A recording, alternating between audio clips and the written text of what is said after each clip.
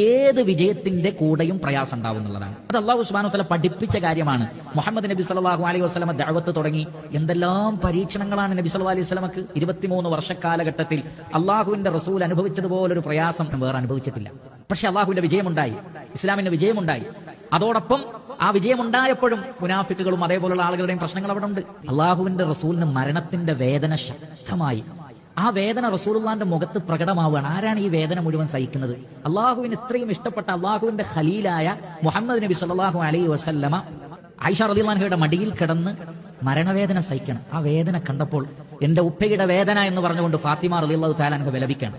അള്ളാഹുവിന്റെ റസൂൽ പറയുകയും ചെയ്തു, നിങ്ങളിൽ 2 ആളുടെ വേദന അള്ളാഹു എനിക്ക് നൽകിയിട്ടുണ്ടെന്ന്. അള്ളാഹുവിന്റെ ഒരു ഖദറാണ്. അള്ളാഹുവിന്റെ റസൂൽ ഫാത്തിമ ബീവിയെ തന്റെ അടുത്തേക്ക് വിളിച്ചു. എന്നിട്ട് ചെവിയിൽ ഒരു കാര്യം പറഞ്ഞു.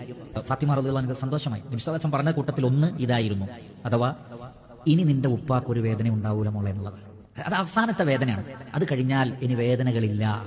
മഹത്തായ സ്വർഗത്തിലെ ഏറ്റവും ഉന്നതമായ സ്ഥാനത്താണ് മുഹമ്മദ് നബി സല്ലല്ലാഹു അലൈഹി വസല്ലം. ആ ഉന്നതമായ സ്ഥാനത്തേക്ക് എത്തുന്നതിന് മുമ്പ് ഒരുപാട് കഷ്ടപ്പാടുകളും പ്രയാസങ്ങളും വേദനകളും അനുഭവിച്ചുകൊണ്ടാണ് നബി സല്ലല്ലാഹു അലൈഹി വസല്ലം ഈ ലോകത്ത് ജീവിച്ചതും ഈ ലോകത്തോട് വിട പറഞ്ഞതും അങ്ങനെയാണ്. അതാണ് അല്ലാഹു സുബ്ഹാനഹു വ തആല പറയുന്നത് ഫഇന്ന മഅൽ ഉസ്രി യുസ്റ. അതൊരു തത്വമാണെന്ന്, അതുകൊണ്ടാണ് അത് റിപ്പീറ്റ് ചെയ്തതെന്നാണ്. ഫഇന്ന മഅൽ ഉസ്രി യുസ്റ, ഇന്ന മഅൽ ഉസ്രി യുസ്റ. പ്രയാസത്തിന്റെ കൂടെ മാത്രമാണ് എളുപ്പം.